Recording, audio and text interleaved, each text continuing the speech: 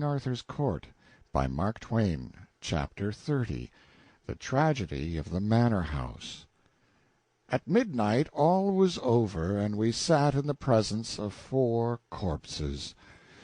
We covered them with such rags as we could find, and started away, fastening the door behind us.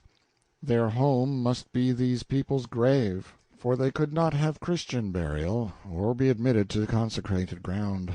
They were as dogs, wild beasts, lepers, and no soul that valued its hope of eternal life would throw it away by meddling in any sort with these rebuked and smitten outcasts. We had not moved 4 steps when I caught a sound as of footsteps upon gravel. My heart flew to my throat. We must not be seen coming from that house. I plucked at the king's robe, and we drew back and took shelter behind a corner of the cabin. "Now we are safe," I said, "but it was a close call, so to speak. If the night had been lighter he might have seen us, no doubt. He seemed to be so near." "Mayhap it is but a beast, and not a man at all." "True, but man or beast, it will be wise to stay here a minute, and let it get by and out of the way." "Hark! It cometh hither." True again. The step was coming toward us, straight toward the hut. It must be a beast, then, and we might as well have saved our trepidation. I was going to step out, but the king laid his hand upon my arm. There was a moment of silence, then we heard a soft knock on the cabin door. It made me shiver. Presently the knock was repeated, and then we heard these words in a guarded voice: "Mother, father, open! We have got free, and we bring news to pale your cheeks but glad your hearts, and we may not tarry but must fly. But they answer not. Mother, father!" I drew the king toward the other end of the hut and whispered, "Come, now we can get to the road." The king hesitated, was going to demur, but just then we heard the door give way, and knew that those desolate men were in the presence of their dead. "Come, my liege, in a moment they will strike a light, and then will follow that which it would break your heart to hear." He did not hesitate this time. The moment we were in the road I ran, and after a moment he threw dignity aside and followed. I did not want to think of what was happening in the hut. I couldn't bear it. I wanted to drive it out of my mind, so I struck into the first subject that lay under that one in my mind. "I have had the disease those people died of, and so have nothing to fear, but if you have not had it also—" He broke in upon me to say he was in trouble, and it was his conscience that was troubling him. "These young men have got free, they say, but how? It is not likely that their lord hath set them free." "Oh, no, I make no doubt they escaped." "That is my trouble. I have a fear that this is so, and your suspicion doth confirm it, you having the same fear." "I should not call it by that name, though. I do suspect that they escaped, but if they did, I am not sorry, certainly." "I am not sorry, I think, but—" "What is it? What is there for one to be troubled about?" "If they did escape, then are we bound in duty to lay hands upon them and deliver them again to their lord. For it is not seemly that one of his quality should suffer a so insolent and high-handed outrage from persons of their base degree." There it was again. He could see only one side of it. He was born so, educated so, his veins were full of ancestral blood that was rotten with this sort of unconscious brutality, brought down by inheritance from a long procession of hearts that had each done its share toward poisoning the stream. To imprison these men without proof, and starve their kindred, was no harm, for they were merely peasants, and the subject to the will and pleasure of their lord, no matter what fearful form it might take. But for these men to break out of unjust captivity was insult and outrage, and a thing not to be countenanced by any conscientious person who knew his duty to his sacred caste. I worked more than half an hour before I got him to change the subject, and even then an outside matter did it for me. This was a something which caught our eyes as we struck the summit of a small hill, a red glow a good way off. "That's a fire," said I.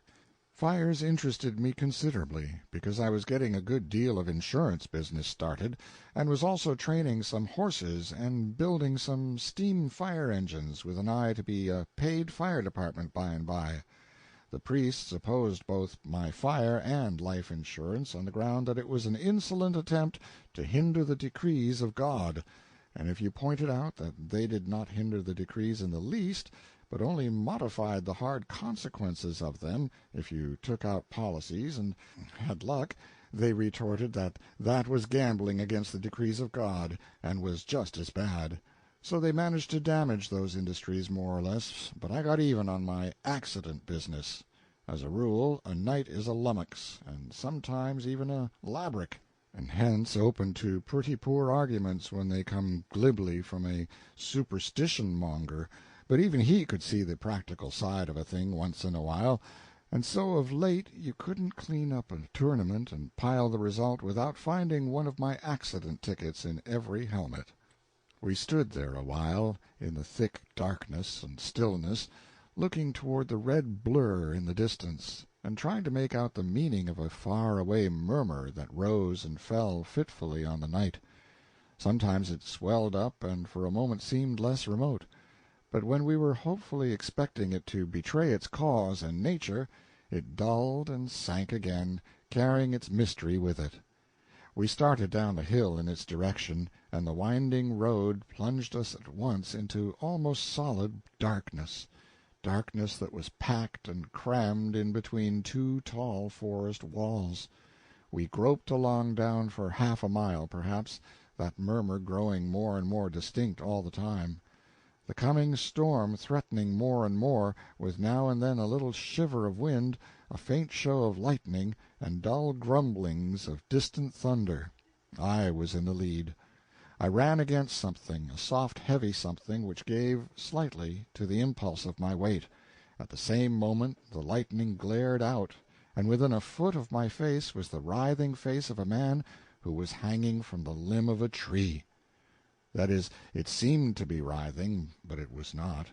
It was a gruesome sight. Straightway there was an ear-splitting explosion of thunder, and the bottom of heaven fell out. The rain poured down in a deluge. No matter, we must try to cut this man down on the chance that there might be life in him yet, mustn't we? The lightning came quick and sharp now, and the place was alternately noonday and midnight. One moment the man would be hanging before me in an intense light, and the next he was blotted out again in the darkness. I told the king we must cut him down. The king at once objected. If he hanged himself, he was willing to lose him property to his lord, so let him be. If others hanged him, belike they had the right. Let him hang. But me no buts, but even leave him as he is, and for yet another reason. When the lightning cometh again, there, look abroad. 2 others hanging within 50 yards of us. It is not weather meet for doing useless courtesies unto dead folk. They are past thanking you. Come, it is unprofitable to tarry here. There was reason in what he said, so we moved on. Within the next mile we counted 6 more hanging forms by the blaze of the lightning, and altogether it was a grisly excursion. That murmur was a murmur no longer, it was a roar of men's voices. A man came flying by now, dimly through the darkness, and other men chasing him. They disappeared. Presently another case of the kind occurred, and then another and another. Then a sudden turn of the road brought us in sight of that fire. It was a large manor house, and little or nothing was left of it, and everywhere men were flying and other men raging after them in pursuit. I warned the king that this was not a safe place for strangers. We would better get away from the light until matters should improve. We stepped back a little, and hid in the edge of the wood. From this hiding-place we saw both men and women hunted by the mob. The fearful work went on until nearly dawn. Then, the fire being out and the storm spent, the voices and flying footsteps presently ceased, and darkness and stillness reigned again. We ventured out, and hurried cautiously away, and although we were worn out and sleepy, we kept on until we had put this place some miles behind us. Then we asked hospitably at the hut of a charcoal burner, and got what was to be had. A woman was up and about, but the man was still asleep on a straw shakedown on the clay floor. The woman seemed uneasy until I explained that we were travelers and had lost our way and been wandering in the woods all night. She became talkative then, and asked if we had heard of the terrible goings-on at the manor-house of Ablasur. Yes, we had heard of them, but what we wanted now was rest and sleep. The king broke in, "Sell us the house, and take yourselves away, for we be perilous company, being late come from people that died of the spotted death." It was good of him, but unnecessary. One of the commonest decorations of the nation was the waffle-iron face. I had early noticed that the woman and her husband were both so decorated. She made us entirely welcome, and had no fears, and plainly she was immensely impressed by the king's proposition, for of course it was a good deal of an event in her life to run across a person of the king's humble appearance who was ready to buy a man's house for the sake of a night's lodging. It gave her a large respect for us, and she strained the lean possibilities of her hovel to the utmost to make us comfortable. We slept till far into the afternoon, and then got up hungry enough to make cotter fare quite palatable to the king, the more particularly as it was scant in quantity, and also in variety. It consisted solely of onions, salt, and the national black bread made out of horse-feed. The woman told us about the affair the evening before. At 10 or 11 at night, when everybody was in bed, the manor-house burnt into flames. The countryside swarmed to the rescue, and the family were saved, with one exception, the master. He did not appear. Everybody was frantic over this loss, and 2 brave yeomen sacrificed their lives in ransacking the burning house seeking that valuable personage. But after a while he was found, what was left of him, which was his corpse. It was in a copse 300 yards away, bound, gagged, stabbed in a dozen places. Who had done this? Suspicion fell upon a humble family in the neighborhood who had been lately treated with particular harshness by the Baron, and from these people the suspicion easily extended itself to their relatives and familiars. A suspicion was enough. My lord's liveried retainers proclaimed an instant crusade against these people, and were promptly joined by the community in general. The woman's husband had been active with the mob, and had not returned home until nearly dawn. He was gone now to find out what the general result had been. While we were still talking, he came back from his quest. His report was revolting enough. 18 persons hanged or butchered, and 2 yeomen and 13 prisoners lost in the fire. And how many prisoners were there altogether in the vaults?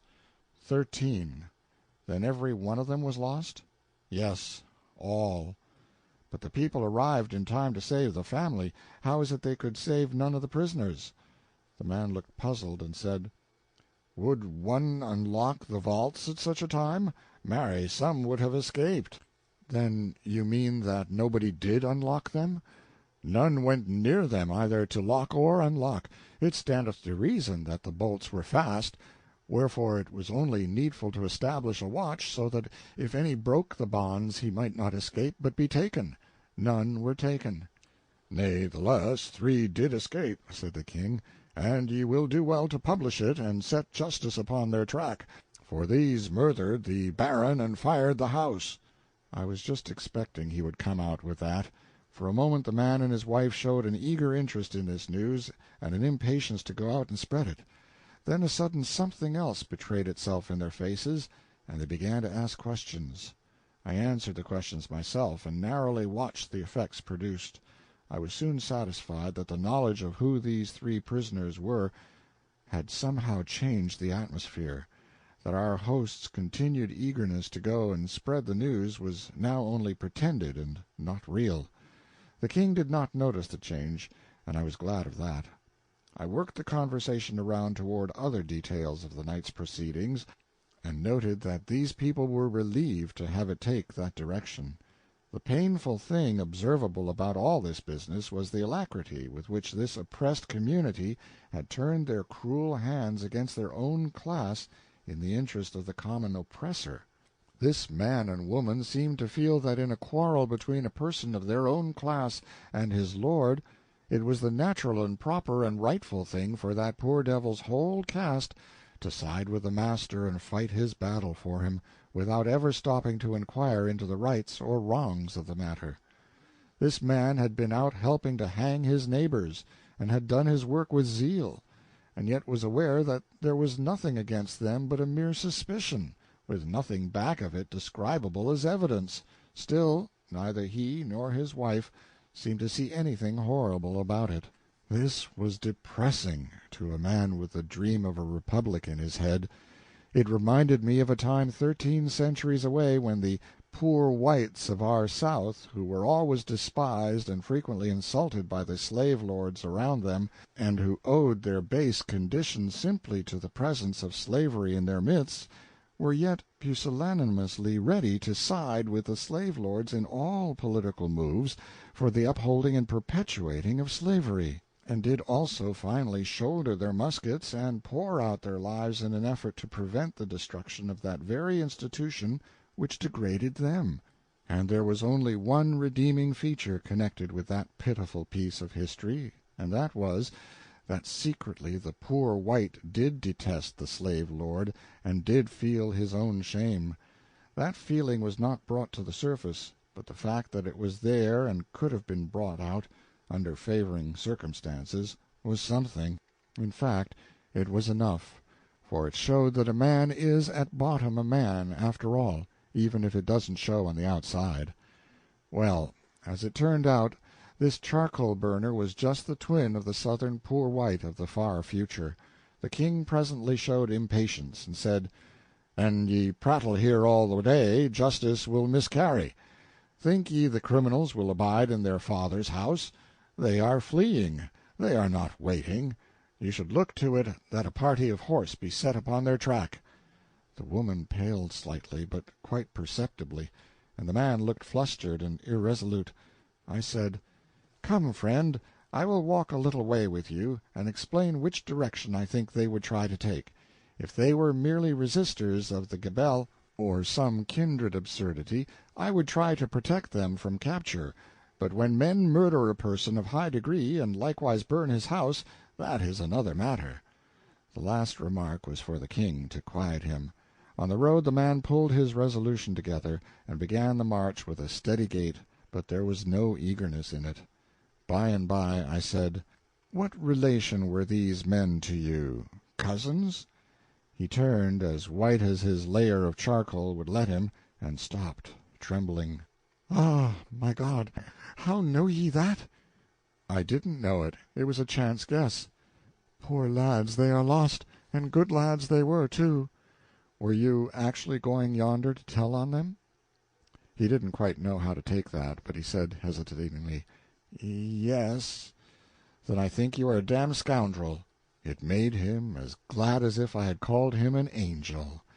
"Say the good words again, brother, for surely ye mean that ye would not betray me an I failed of my duty." "Duty? There's no duty in the matter, except the duty to keep still and let those men get away. They've done a righteous deed." He looked pleased and touched with apprehension at the same time. He looked up and down the road to see that no one was coming, and then said in a cautious voice, "From what land come you, brother, that you speak such perilous words, and seem not to be afraid?" "They are not perilous words when spoken to one of my own caste, I take it. You would not tell anybody I said them?" "I? I would be drawn asunder by wild horses first." "Well, then, let me say my say. I have no fears of your repeating it. I think the devil's work has been done last night upon those innocent poor people. That old baron got only what he deserved. If I had my way, all his kind should have the same luck." Fear and depression vanished from the man's manner, and gratefulness and a brave animation took their place. "Even though you be a spy, and your words a trap for my undoing, yet are they such refreshment that to hear them again, and others like to them, I would go to the gallows happy, as having had one good feast at least in a starved life. And I will say my say now, and ye may report it, if ye be so minded. I helped to hang my neighbors for that it were peril to my own life to show lack of zeal in the Master's cause. The others helped for none other reason. All rejoice to-day that he is dead, but all do go about seemingly sorrowing and shedding the hypocrite's tear, for in that lies safety. I have said the words, I have said the words, the only ones that have ever tasted good in my mouth, and the reward of that taste is sufficient. Lead on, an you will, be it even to the scaffold, for I am ready." There it was, you see. A man is a man at bottom. Whole ages of abuse and oppression cannot crush the manhood clear out of him. Whoever thinks it a mistake is himself mistaken. Yes, there is plenty good enough material for a republic in the most degraded people that ever existed, even the Russians, plenty of manhood in them, even in the Germans, if one could but force it out of its timid and suspicious privacy, to overthrow and trample in the mud any throne that ever was set up and any nobility that ever supported it. We should see certain things yet, let us hope and believe. First, a modified monarchy, till Arthur's days were done, then the destruction of the throne, nobility abolished, every member of it bound out to some useful trade, universal suffrage instituted, and the whole government placed in the hands of the men and women of the nation there to remain. Yes, there was no occasion to give up my dream yet awhile. End of chapter 30.